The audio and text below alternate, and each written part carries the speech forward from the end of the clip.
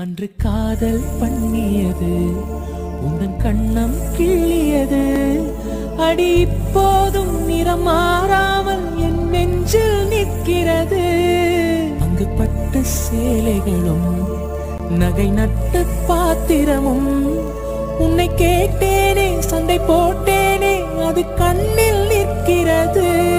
Friends, இன்றைக்கி என்ன பார்க்க போகிறோம்னு பார்த்தீங்கன்னா ஒரு குட்டி ஸ்டோரி தான் பார்க்க போகிறோம். என்ன ஸ்டோரி அப்படின்னா, நம்ம லைஃப்பில் எல்லா விஷயங்களையும் நம்ம கற்றுக்கணும். அப்படி கற்றுக்காட்டியும் காலம் நம்ம கற்றுக்க வைக்கும். அந்த சூழ்நிலையில் நம்ம கற்றுக்கணும் அப்படிங்கிறதுக்கான ஒரு ஸ்டோரி தான். ரொம்ப இன்ட்ரெஸ்டிங்கான ஒரு ஸ்டோரி. கண்டிப்பாக கேளுங்க. வாங்க கதைக்குள்ளே போகலாம். ஒரு வியாபாரி அவர் பார்த்திங்கன்னா ஒரு திருவிழாக்களில் பொம்மைகள் நிறைய இந்த விளையாட்டு பொருட்கள் இப்படிலாம் வச்சு வியாபாரம் பண்ணக்கூடிய ஒரு வியாபாரி. அவர் தன்னோட வியாபாரத்தை ஒவ்வொரு ஊர்லேயும் எடுத்துகிட்டு போய் பண்ணிகிட்டு இருந்தார். தன்னோட நண்பர் ஒருத்தர், அந்த வியாபாரியோட நண்பர் ஒருத்தர் கால் பண்ணி, என்னோடய ஊரில் வந்துட்டு ஒரு விழா வருது, அதுக்கு உன்னோட பொருட்கள் எடுத்துகிட்டு வந்து வியாபாரம் செய் அப்படின்னு சொல்லிட்டு ஒரு யோசனை கொடுக்குறாரு. ஓகே அப்படின்னு சொல்லிட்டு இவரும் சரின்னு சொல்லிட்டு தனக்கு தேவையான பொருட்களை வாங்குறதுக்கு சந்தைக்கு போய் மொத்தமாக எல்லா பொருட்களையும் வாங்கிட்டு சேகரித்து வச்சிடுறாரு. தயாராகவும் ஆயிட்டார் அந்த ஊருக்கு போகிறதுக்கு. பஸ்ஸில் போக முடியாது, படகுல தான் போகணும். படகுல பயணித்து தான் போகணும். எடுத்துகிட்டு போய் படகுல வச்சு எல்லாத்தையும் எடுத்துகிட்டு போக தயாராக போயிட்டார். போயிட்டுருக்கும்போது பலத்த காற்று, மழை, புயல், வெள்ளம் எல்லாம் வந்துருச்சு. அவனோட துரதிர்ஷ்டமாக என்னன்னு தெரியல, எல்லா பொருட்களும் தண்ணியில் கவர்ந்துருச்சு. கவர்ந்த உடனே பார்த்திங்கன்னா படகு ஓட்டுறவர் விழுந்துட்டார். அவருக்கு நீச்சல் தெரியும், அவர் தப்பிச்சு போயிட்டார்.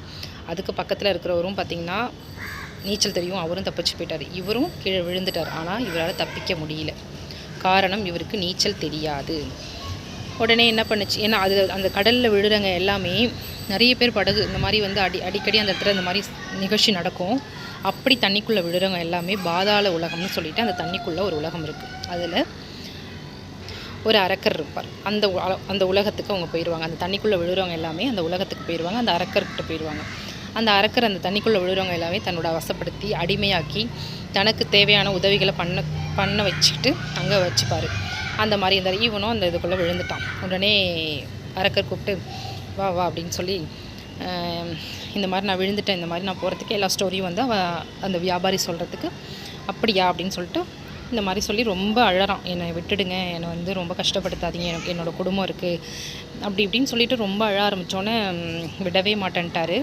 ஆனால் வந்து ஒரு கட்டத்துக்கு மேலே தன்னோட குடும்பத்தை பற்றி சொன்னோன்னா அந்த அரக்கருக்கும் ஒரு இறக்கணும் வந்து, சரி இந்த ஒரு டைம் ஒன்று விடுறேன், ஆனால் எனக்காக ஒன்று நீ பண்ணணும் அப்படின்னு சொல்லிட்டு ஒரு விஷயத்த சொல்கிறாரு. என்னென்னா, டெய்லி வந்து எனக்கு வந்து நீ வந்து சொம்பில் பால் எடுத்துகிட்டு வந்து இந்த குளத்தில் ஊற்றணும், நீ எங்கே விழுந்தியோ அந்த இடத்துல ஊற்றணும் அப்படின்னு சொல்லிட்டு சொல்கிறாரு. ஓகே அப்படின்னு சொல்லிட்டு இவரும் வந்து டெய்லி பால் எடுத்துகிட்டு வந்து அந்த இடத்துல ஊற்றிட்டு போயிடுவார்.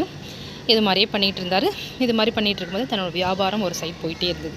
வருஷம் வருது. வருஷமும் வியாபாரத்துக்காக அதே ஊருக்கு அந்த மாதிரி படகுல வராரு. அதே காற்று வீசுது. இவனோட துரதிர்ஷ்டமாக என்னன்னு தெரியலங்க. அதே காற்று வீசுது, அதே புயல் வீசுது, அதே படகு கவருது. அதே மாதிரியே படகு ஓட்டுறவர் தப்பிச்சாச்சு. படகு பக்கத்தில் ஓட்டுறவருக்கு பக்கத்தில் இருந்த அவரும் தப்பிச்சாச்சு. இவன் மறுபடியும் தண்ணிக்குள்ளே விழுந்து பாதாள குளத்துக்குள்ளே போயிட்டான். போனதுக்கப்புறம் பார்த்திங்கன்னா அதே மாதிரியே அந்த அரக்கர் கேட்குறாரு, என்னப்பா மறுபடியும் வந்துட்ட போல இருக்கு, எப்படி இருக்குது அப்படின்னு சொல்லிட்டு அந்த அரக்கர் கேட்குறாரு. உடனே இவருக்கு ஒரே பயம்.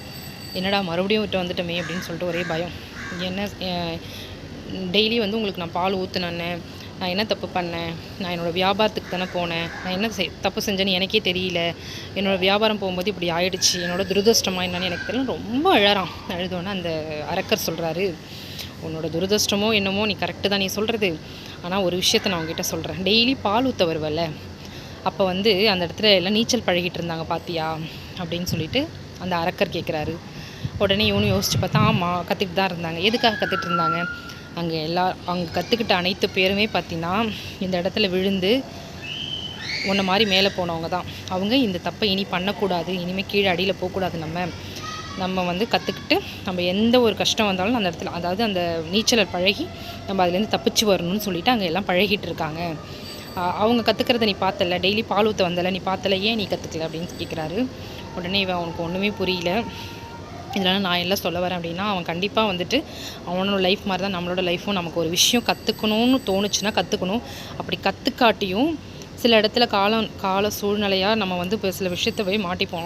அவன் மாட்டிக்கிட்ட மாதிரியே நம்மளும் சில விஷயத்தில் போய் இந்த மாதிரி மாட்டிப்போம். அப்போயாவது அந்த விஷயங்களை நம்ம கற்றுக்கணும். அப்படி கற்றுக்கிட்டா மட்டுமே நம்ம லைஃப்பில் அடுத்தடுத்த கட்டத்துக்கு நம்ம போக முடியும்.